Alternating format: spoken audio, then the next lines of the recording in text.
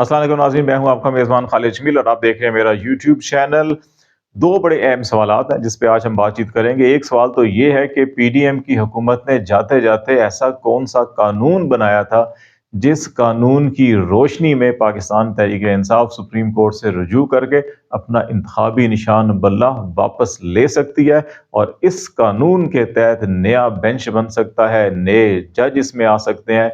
लेकिन फैसला क्या होगा, इस पे हम बातचीत करेंगे। और दूसरा बड़ा अहम मामला जो है वो इलेक्शन कैंपेन शुरू होते ही रावलपिंडी में शेख रशीद को क्यों गिरफ्तार किया गया और इसके कानूनी और इसके जो सियासी मुहर्रिकात और असरात हैं वो क्या होंगे। ये दो मामलात हैं जिन पे आज हम आपसे बातचीत करेंगे।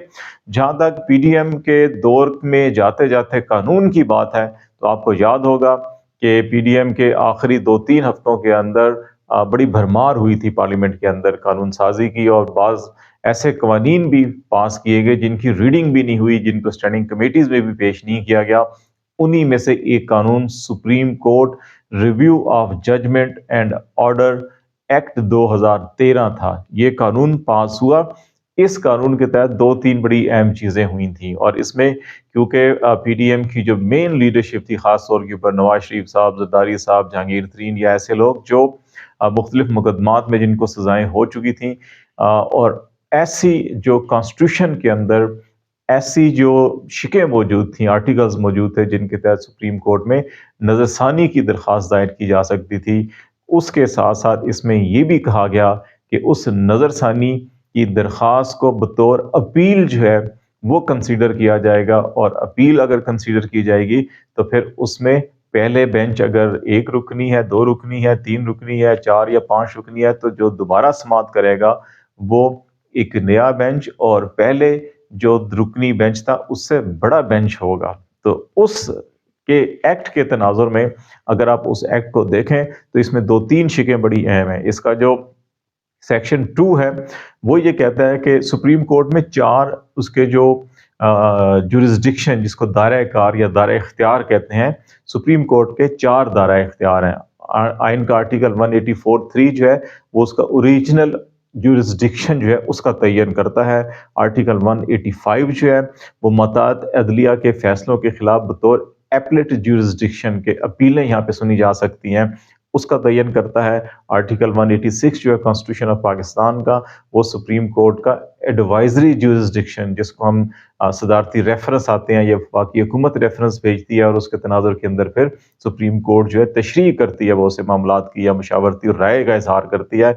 और फिर आर्टिकल 188 है आईन पाकिस्तान का, जो नज़रसानी या रिव्यू का जो दायरा इख्तियार है, जुरिस्डिक्शन है, उसका तयन करता है। तो ये जो सुप्रीम कोर्ट जो review of judgment and order act 2013 था, बेसिकली उसने इस आर्टिकल 188 का जो जुरिस्डिक्शन है इसको एक्सपेंड किया था, इसमें वुसअत दी थी।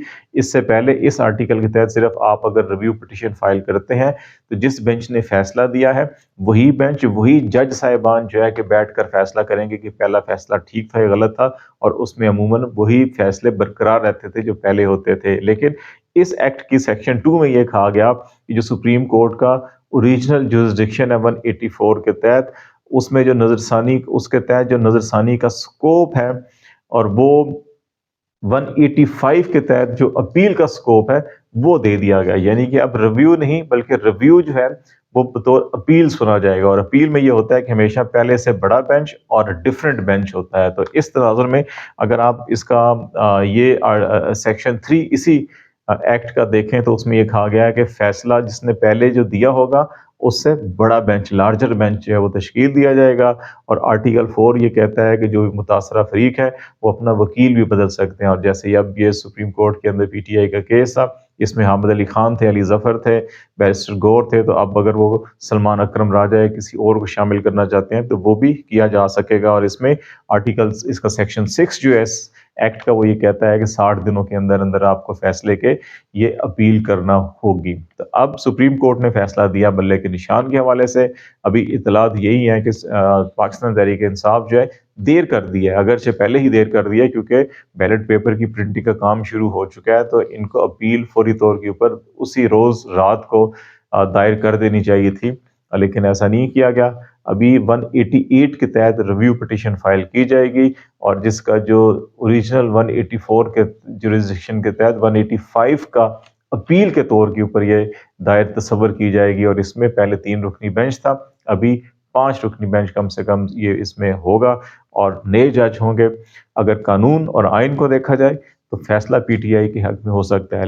پاکستان تحریک انصاف کے وکلا یقینی طور کے اوپر قانون اور آئین کی جو متعلقہ شقیں آرٹیکل 17 کا ہم نے تذکرہ کیا کہ جو آزادی دیتا ہے سیاسی تنظیم بنانے کی، سیاسی جماعت میں شامل ہونے کی، اس کے تناظر میں اگر مدلل دلائل پیش کیے گئے اور پھر وہ جو الیکشن کمیشن آف پاکستان کا اوریجنل ڈیسیژن ہے اس ڈیسیژن کے ہی گرد اگر رہا گیا تو پھر پی ٹی آئی کے حق میں فیصلہ ہو سکتا ہے۔ دوسرا بڑا اہم معاملہ جو ہے وہ شیخ رشید صاحب کی گرفتاری کا ہے۔ ایسے موقع پہ کہ جب انتخابی مہم شروع ہو چکی، 9 مئی کے مقدمات جن میں تمام کے تمام مقدمات میں عبوری ضمانت پہ تھے، 13 مقدموں میں ضمانت کنفرم ہو گئی۔ ایک مقدمہ تھانہ نیو ٹاؤن کا ہے جس میں میٹرو بس اسٹیشن کو آگ لگانا، جلاؤ گھیراؤ اور حمزہ کیمپ کے اوپر حملے کا ہے۔ تو اس میں الزام یہ ہے کہ شیخ رشید صاحب نے لال حویلی میں اس کی پلاننگ کی تھی، اور پھر وہاں سے لوگ آئے تھے جنہوں نے یہ سب کچھ کام کیا۔ ابھی مئی کا یہ واقعہ ہے، اور اب آ کے جنوری میں آلموسٹ 8 مہینوں کے بعد اس مقدمے میں شیخ رشید کی گرفتاری جو ہے وہ مانگی گئی۔ شیخ رشید تفتیش میں پیش ہو رہے تھے، تمام مقدمات میں پیش ہو رہے تھے، درمیان میں 40 دن کے لیے وہ لاپتہ بھی رہے، لیکن اس کے بعد آ کے انہوں نے ایک انٹرویو بھی دیا، میڈیا ٹاکس بھی کی، لیکن شاید جو سیاسی بیانیہ ان سے مطلوب تھا وہ سیاسی بیانیہ شیخ رشید صاحب نے نہیں بنایا۔ ان کو موقع دیا جا رہا تھا لیکن انہوں نے بیانیہ نہیں بنایا، الٹا اپنی الیکشن کمپین میں بھی انہوں نے تحریک انصاف کے چیئرمین کے حق میں بات کی اور کہا کہ وہ اصلی اور نسلی ہے اور وفادار ہیں، اور وہ ہمیشہ ان کے ساتھ کھڑے رہیں گے اور آئندہ بھی کھڑے رہیں گے۔ تو شاید یہی وجہ ہے کہ شیخ رشید صاحب کو عین الیکشن کمپین میں اٹھایا گیا تاکہ وہ اپنی کمپین بھی نہ کر سکیں۔ راولپنڈی کے اندر جو ان کے مد مقابل دانیال چودھری ہیں یا حنیف عباسی دوسرے حلقے میں ہیں، ان کے لیے بھی راہ ہموار کرنے کی کوشش کی گئی ہے کہ تاکہ ان کو ٹف ٹائم شیخ صاحب نہ دے سکیں۔ لیکن پاکستان کے سیاسی جو منظرنامہ ہے اس میں ایسے موقعوں پر بعض اوقات گرفتاریاں جو ہیں وہ بڑی سازگار بھی ہوتی ہیں اور لوگ زیادہ متحرک ہو جاتے ہیں، تو وہ اپنے امیدوار کو ووٹ دیتے ہیں۔ ان 2 حلقوں میں پی ٹی آئی نے بھی اپنے کینڈیڈیٹ اتارے ہوئے ہیں۔ ایک خیال یہ بھی ہے کہ شیخ رشید کی گرفتاری سے ان کے اپنا جو ووٹر ہے اس کا مورائل جو ہے کہ وہ ڈاؤن تو نہیں شاید بلند ہوگا، اور اس کا نقصان پی ٹی آئی کو ہوگا۔ دونوں صورتوں میں فائدہ جو ہے وہ پی ایم ایل این کو اس حلقے میں ہو سکتا ہے، تو اسی لیے شاید ان کو یہاں سے اٹھایا گیا ہے۔ تو لیٹس سی، دیکھتے ہیں معاملات کیسے آگے بڑھتے ہیں، آپ کو آگاہ کرتے رہیں گے۔ آج تک کے لیے اتنا ہی۔ خالد جمیل کو اجازت دیجیے، اللہ حافظ۔